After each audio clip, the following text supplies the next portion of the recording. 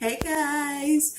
Oh, it's been a hot minute since I've been in front of the camera, but if you're new here, welcome. If you've been here a long time, welcome back. My name is Srish, and today, as you can read from the title below, we are going to plan August out in my bullet journal together. Again, it is very watercolor themed, so if you don't know, I am not an expert with watercolors. I am not even an intermediate with watercolors. At this point, I'm still learning. I'm still a novice. So a lot of this has been trial and error. A lot of it has been a fluke. So I'm in no position to teach you or to demonstrate to you how to watercolor right. So instead, we're going to kind of fix a spread that went badly in my first attempt, and that happens to be the cover page of August. I'm kind of going to show you how I go about fixing a very messy spread, making it look a lot nicer, a lot more coherent. And after that, we're just going to plan. We're going to zoom through the rest of the spreads, just plan them out like I do every month, and I hope you enjoy.